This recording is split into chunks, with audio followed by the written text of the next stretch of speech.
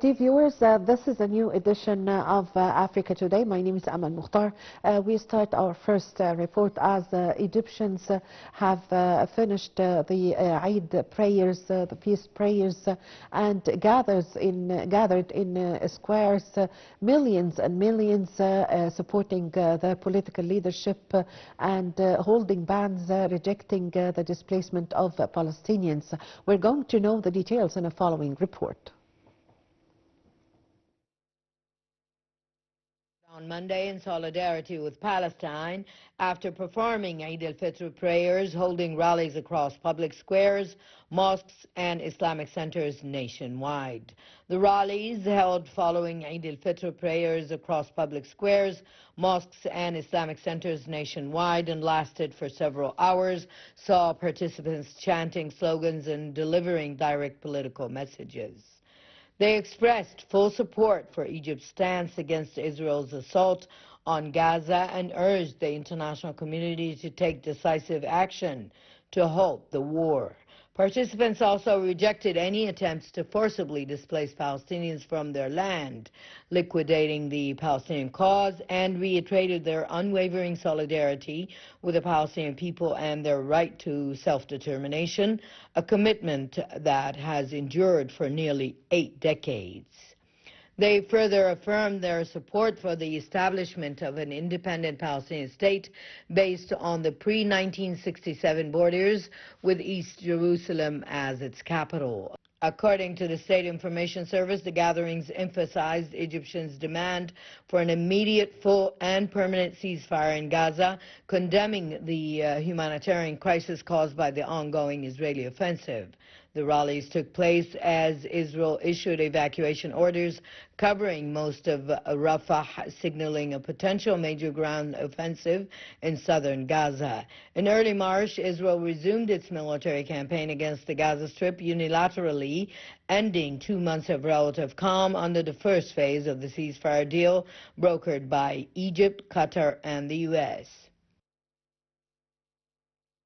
Well, to shed more light on this, we have the pleasure to have with us over the phone our dear guest, Dr. Mohamed Nour, political analyst. Good afternoon, sir. Good afternoon to you. Happy Eid to you and to your family. Happy Eid to you and to all the audience. Thank you so much. Dr. Nour, millions of Egyptians gathered after the Eid or the feast prayers, holding banners, supporting their political leadership and also expressing their full support to Gaza and the Palestinians and completely rejecting the displacement of the Palestinians. How did you follow this picture? I have been following these things with everybody else and with sadness because what is happening shouldn't have has been done. They are killing people basically, children, women, everybody, and this is too much is happening, and a lot of demonstration is happening and in all over the world. It's not only in Egypt, so nobody is accepting that. Anybody with a slight humanity will refuse what was happening. Yes. Dr. Nour, how is it important, the public opinion of the Egyptians in shaping the political stance of Egypt and affecting it and showing how the Egyptians and the political leadership and their army are all one hand? Well, we have demonstrated that to everybody, because now everybody can see what is happening in every place. So everybody has seen that it's not only the army, the people also, they are refusing what is happening, and they want this to end very, very, very soon. Especially, there is a lot of trucks standing in a big queue, try to bring some humanity help to the people inside. There is no water, there is no food, there is no electricity, and this is not humanity. And everybody is rejecting that, except some small people in some country which is they are for political reasons. But even their people are refusing in all over the place. You name any country and you'll find demonstration in it for the people itself, especially the people rejecting what's happening. And they are calling for a ceasefire and sending some humanity help to the people inside Gaza and all this area. Yes. How did you see, Dr. Noureddin, the stance of Egypt, its persistent stance concerning the displacement of the Palestinians? Actually, I mean, everybody has seen Egypt as a people, as government, as army, are standing all one hand. And they are all rejecting that things, and we have to be firm. Actually, we are all firm on that.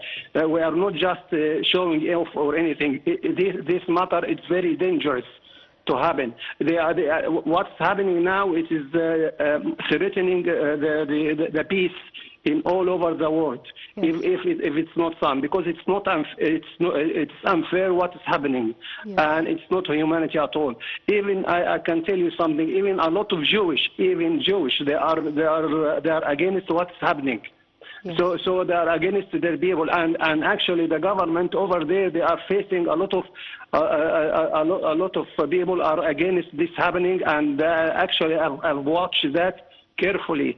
The public in Israel shifting towards to be against what's happening. Yes. Yes. Also, how did you follow the last weeks as Israel have prevented the entrance of humanitarian aid and the medical supplies? How did you follow this also? I mean, this is war crimes. This is war crimes. I mean, Egypt once Egypt, they have all the things ready. Yes. If they have a chance to enter yes. Gaza, they will enter. Yes. As soon as possible, this is open again. The help will come inside for these people. Yes. Yes. So, Dr. Noureddin, also would like to shed light. Of course, Egypt have played a pivotal role since the start of the crisis on the 7th of October 2023.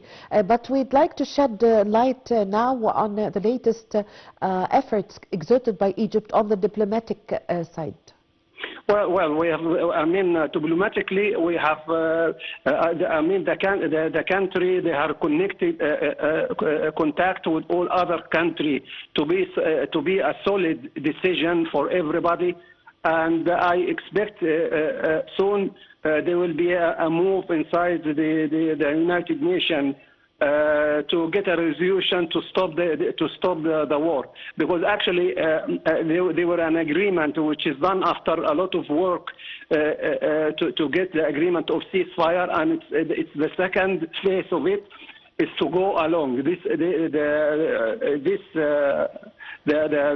political people in Israel, they have break their agreement. They have signed to get on with the agreement, but they are breaking it. They stopped the second phase. Yes. And actually, I mean, a lot of voices coming out of Israel now, they are telling plainly, especially the opposition, even in everybody see it as online. They are against what's happening, and they are telling the leadership, you are doing this for yourself. We are not doing anything for the country. You are harming these people, and you are harming Israel. Yes. Everybody seeing the Israel as a monster now, as somebody is killing people. So a lot of people in Israel, they think what they are doing is damaging how they look like in all over the world. So I expect something will happen.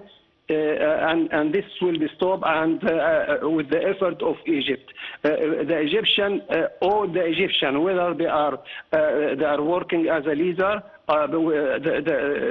His Highness, the President Sisi, he's against that. The army is against that. The government is against that. The people are in the streets against that, yes. And that's happening all over the world. It has to come end for these things. Yes, Dr. Noureddin, also, how do you explain to us the idea that Israel is bombarding and it strikes against Palestine and the Palestinians, putting their hostages in bad stance, because most of them are going to be killed, which was already happened. Yes, and they are not going to receive food as the Palestinians, of course. So what could you explain about this? Actually, the hostage is not only the hostage of Israel itself. There is a hostage of the Palestinian without trial, and some of them are children. So everybody seeing that, and everybody's talking about that. Even Jewish people, even people for the actors, singer in the United States, they are against that. A lot that will shift the whole position and put a big pressure on the government. Even the other the Labor Party in Israel, they are talking openly to everywhere that they are against what's happening, and they want to get us to get stop about that. Because actually, once they stop and they carry on what they are doing, you will have a solution to the problem. And Egypt has offered already a solution that they can send, they can build again Gaza without the people coming out. And actually, a lot of Arab world and country are supporting that. There is a solution, actually. But they have to stop to come to the ceasefire. That's what it is. The United Nations as well, they are talking more time about that, and they are putting pressure on the people who is representing the countries in the United Nations. They have to stop that. People, even doctors in the whole world, and what they're representing, they are against that in every country. The doctors, the scientists, the people, a lot of politicians are against that. Yes. And it will come to end very soon. I believe it will come to end very soon. Yes, I thank you very much for your time. Thank you for your valuable information. You're welcome. And I think everybody in the whole world, they are very sad of what's happening, and everybody is coming to put pressure. And actually, they are even, because I am an economist, I can see the Israeli economy is in a very bad shape, shape up till now because of what's happening. Nobody's happy about what's happening. Of course. So it will come the end very, very soon. Yes. I thank you very much for your time. Thank you for your valuable information, Dr. Mohamed Noureddin, political analyst. I really had the pleasure to have this phone with you. And now, ladies and gentlemen, we come to the end of this episode of Africa Today. But before we end our episode, we are going to follow a report on King Tutankhamun, the young king, which made all the world go crazy with him, because they love him, of course, very much. We're going to know more in the following report. Ancient Egypt's boy king Tutankhamun and his golden tomb have captivated people's imagination since they were discovered by British archaeologist Howard Carter more than 100 years ago. Now visitors can immerse themselves in the story of these two men in a digital exhibition at London's Excel Centre. The discovery of Tutankhamun's undisturbed 3,000-year-old tomb and its treasures was a watershed moment in archaeology.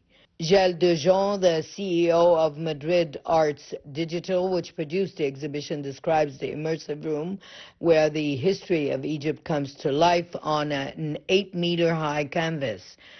The more than 1,200 square meters displays a 360-degree vivid 30-minute film exploring the natural landscapes, cultural heritage, the life of the boy king, and the discovery of his tomb. He described it as feeling like being inside a grand cinematic experience surrounded by the Nile, the Sphinx, and the pyramids. He added that stepping into the tomb allows visitors to experience Egypt's beauty in its most grand and magnificent form, just as it should be right here in London. Using VR headsets, visitors can see a recreation of the artwork Carter first laid eyes on as he entered the grave. DeJean said that they moved to the metaverse where visitors can walk around freely in a room, be Howard Carter himself, be in his base camp, go through his notebook, listen to the music he was listening to back in 1922 on the day he discovered a tomb for himself. And then visitors go inside the Valley of the Kings, and they are walking around the tomb with a torch in their hand in this all-digital world. The exhibition also includes artifacts, both replicas and genuine ones, but the real draw is the technology which aims to give people a taste of what it was like to be there on the famous dig. Curator Nacho Ayres said the most famous moment in the story of the discovery is when he opened a small hole in the first door of the antechamber. He introduced a candle and he waits a few seconds, and Lord Carnivore asked him, "Carter, can you see anything?" And he answered, "Yes, wonderful things." Mystery has surrounded Tutankhamun since the discovery, from a supposed curse on his tomb to uncertainty around how he died. It's now believed he passed away after a chariot accident. But his mummy and the 5,398 objects he was buried with are really the one piece of evidence remaining to tell his story. Tutankhamun, the immersive exhibition, opens on March 28th at London Excel Centre and runs for 14 weeks.